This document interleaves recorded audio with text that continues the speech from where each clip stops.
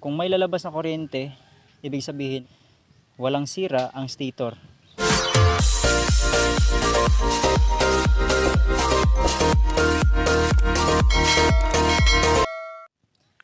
Good day mga sir, welcome ulit sa ating panibagong video at maraming salamat sa Panginoon at binigyan ulit tayo ng panibagong pagkakataon para makagawa ulit tayo ng panibagong video. At sa video na to mga sir, ituturo ko sa inyo kung paano mag-troubleshoot ng kuryente ng ating mga motor. Dahil ang nangyari mga sir, mayroon akong isang kakilala na nagtanong, walang kuryente ang kanyang motor. Nagpalit na siya ng ignition coil, nagpalit na rin siya ng spark plug. Pero wala pa rin kuryente ang kanyang motor. So ito ang gagawin natin ngayon mga sir para ituro sa inyo kung paano magti-trace, magto-troubleshoot ng sira kapag nawala ng kuryente ang ating mga motor. Pero bago ang lahat mga sir, shoutout muna tayo. Shoutout kay Neil Kulitz Vlog. So ayun, maraming salamat. At kung bago ka pa lang sa aking channel mga sir at kung mahilig ka sa video na to, huwag mong kalimutang mag-subscribe at pindutin ang bell button natin para updated ka sa mga video na i-upload pa natin. So tara, simulan natin. So ayun mga boss, sa pag-check ng kuryente ng ating motor, dapat alam natin kung ano o saan ang main source ng kuryente ng ating sasakyan. So saan nga ba ang main source ng kuryente niya? So ang main source ng kuryente ng ating mga motor ay nasa stator. Sisimulan natin ang pag-check mula sa stator. Punta tayo sa kabila. So nandito sa loob ng crankcase na to ang stator natin mga boss. So ang stator natin ay mayroong 5 wire yan. Ito. 2 yellow, isang blue stripe white, isang black stripe red, at saka isang green. Ayan. So sa hindi pa nakakaalam, itong 2 yellow na to ay ang secondary coil. So itong blue stripe white natin ay ito yung tinatawag na pulser. Ayan. Itong green ay ground. So lahat ng green na makikita nyo, flat green na makikita nyo sa ating motor ay ground. So itong black red, ito yung sa primary coil. So dito dadaloy ang kuryente mula sa stator papuntang CDI. So punta naman tayo sa ating CDI. At dito makikita ang ating CDI mga boss. Yan, ang CDI natin. So since stator drive naman ang ating motor, ang CDI natin ay mayroong 5 ding wire. Yan. Itong blue stripe white ay pulser. Itong black yellow papuntang ignition coil. Itong green ground.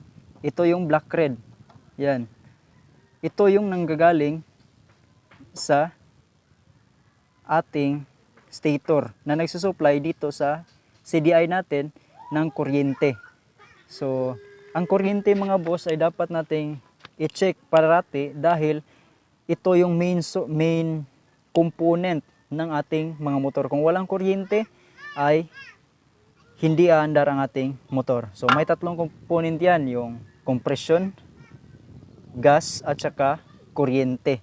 So yung 3 kapag meron yan, kapag present yan sa inyong mga motor ay sigurado mga boss aandar yung motor nyo. Kahit walang battery, walang relay, walang rectifier, ayan, aandar yan.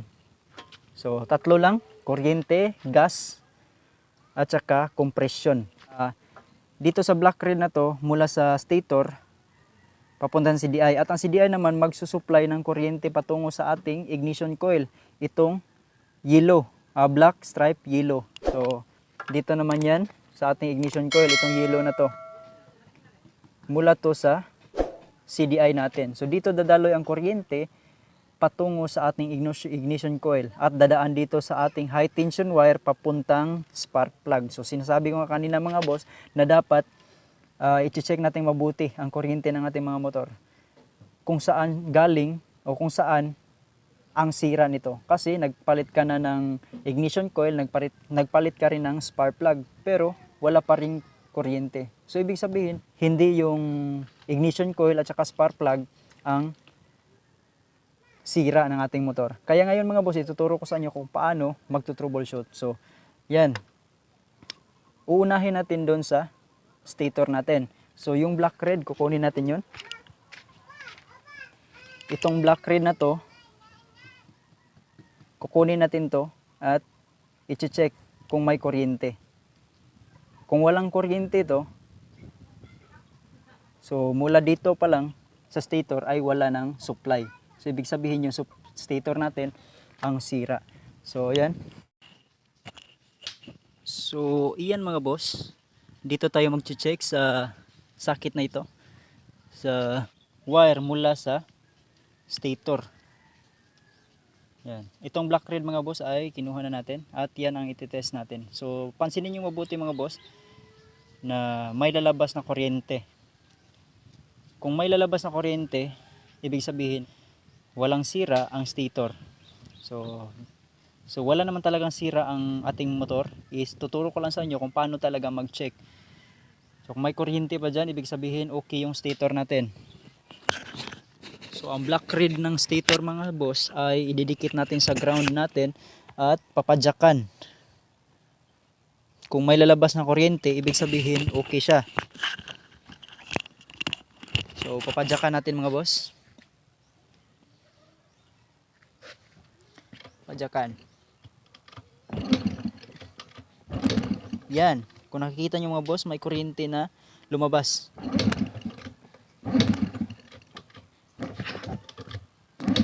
Yan. Yan. Sobrang lakas ng kuryente mga boss. Yan.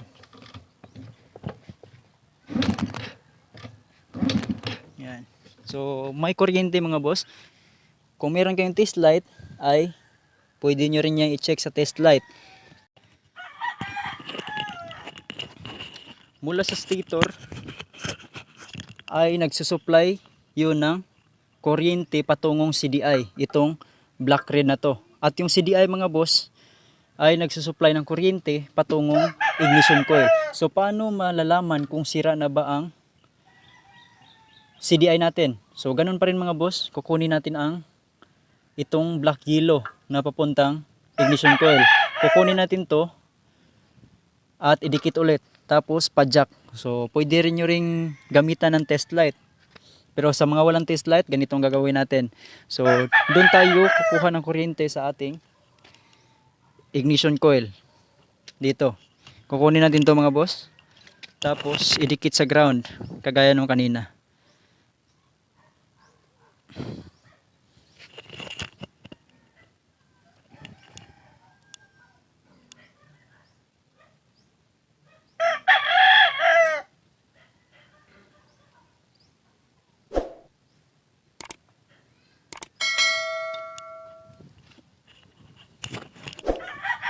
So yun mga boss, idikit natin to sa ground.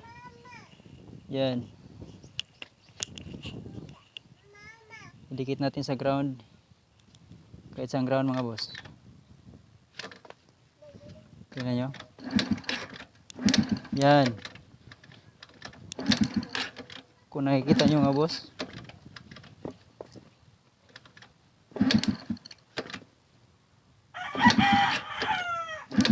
Yan. So may kuryente mga boss. May kuryente yung CDI natin. So ibig sabihin okay yung CDI, okay yung stator, okay yung CDI. At dito naman tayo sa ating ignition coil.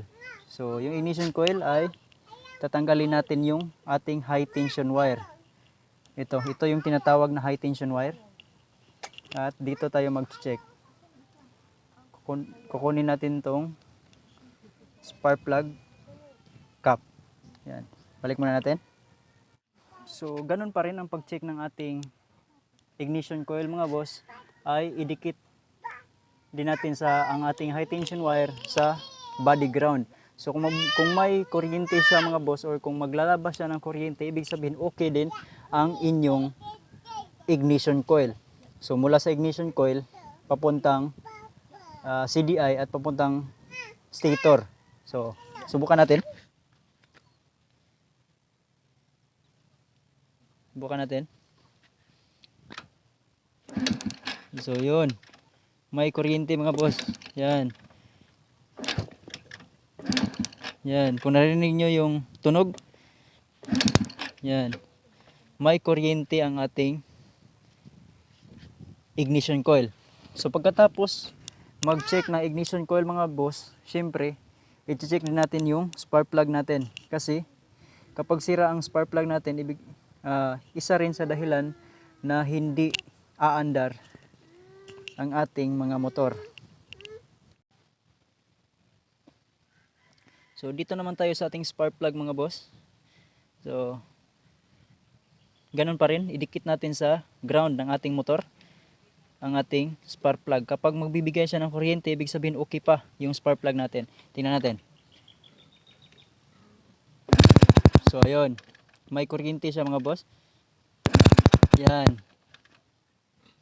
Kita nyo? Yan. Yan. So okay pa yung spark plug natin. So ibig sabihin mga boss, okay yung kuryente ng ating motor kapag ganun ang nangyari. Balik muna natin.